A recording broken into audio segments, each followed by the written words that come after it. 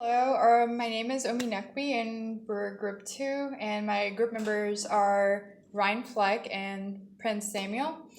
Our project is based on a pep feeder where we included 12 indicators that has the food bin indicators indicating how much food there is left in the food bin.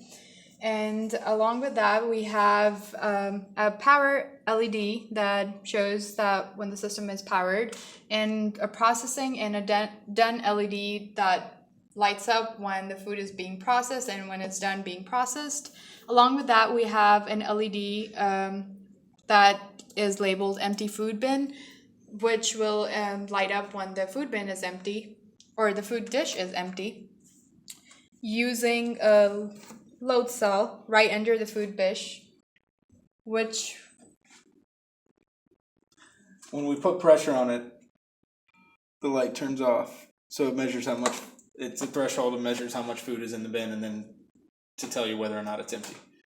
Along with that, we have 3 different LEDs which are there to indicate which serving size is picked at that moment or selected by the user, which can be changed using the 3-phase toggle switch, which will change and also change the LED indicator that the toggle switch is on at that time, and along with that displayed on the LCD the serving size that has been selected at that moment. And this is a pause switch that will turn on the pause LED when it's in the pause state. And then also, if the system is paused and you try dispensing food, we'll tell you that the system is paused. The LCD will display an error message indicating or telling the user to unpause the system using that same toggle switch and flip it up. This button right here flips the Fahrenheit, the temperature on the LED to Celsius. And then if you press it again, flips it back. It's that button right there. That is labeled temperature sensor, Fahrenheit or Celsius. Along with that, we also have a button that is labeled dispense. When it's pressed, it will rotate the 4 compartments that are included in this device, which will rotate, and based on the serving size that has been picked, it will dispense the food onto the slide and then onto the dish. So for example, if you pick a small serving size, then 2 compartments will rotate and dispense the food onto the dish. And if you pick medium serving size, then 4 compartments will rotate and 4 compartments will be dispensed for the pet. When the large serving size is picked, then at that time 6 compartments of food will be dispensed onto the dish. And so right now we have it set to small. We'll go ahead and dispense it. And the food will come onto the dish, and you will also see that empty food dish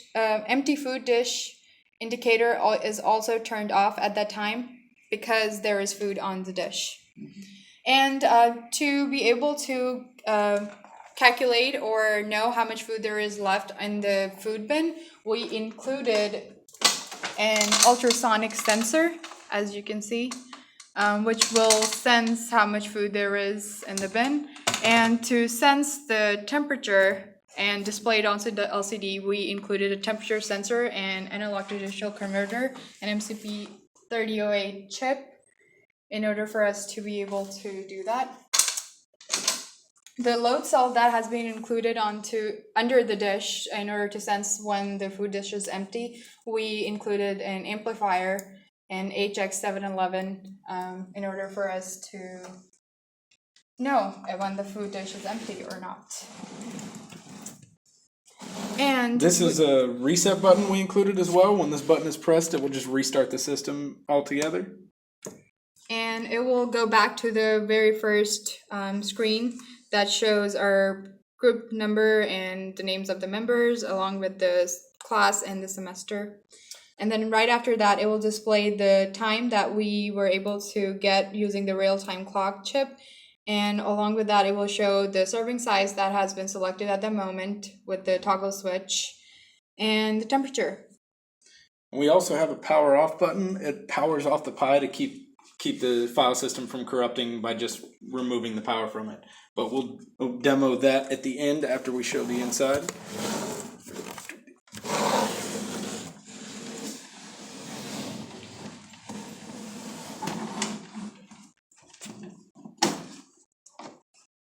So here's what our project looks like from the inside.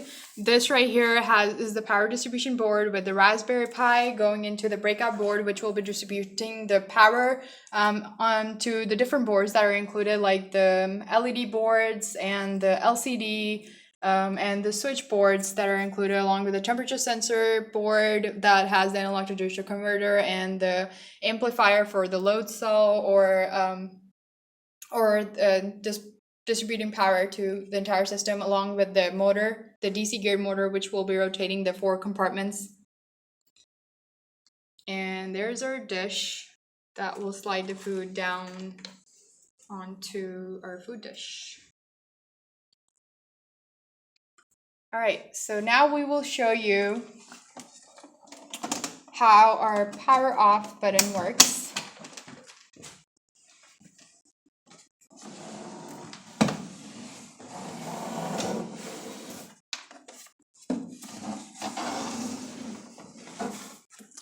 So the power off button has to be pressed for more than 5 seconds. So we'll go ahead and do that. Which is located on the left side, right there, labeled power off.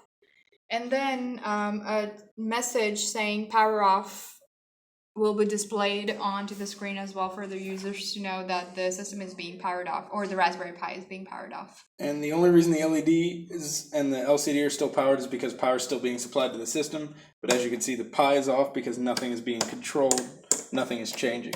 And then once we flip the power button on the side,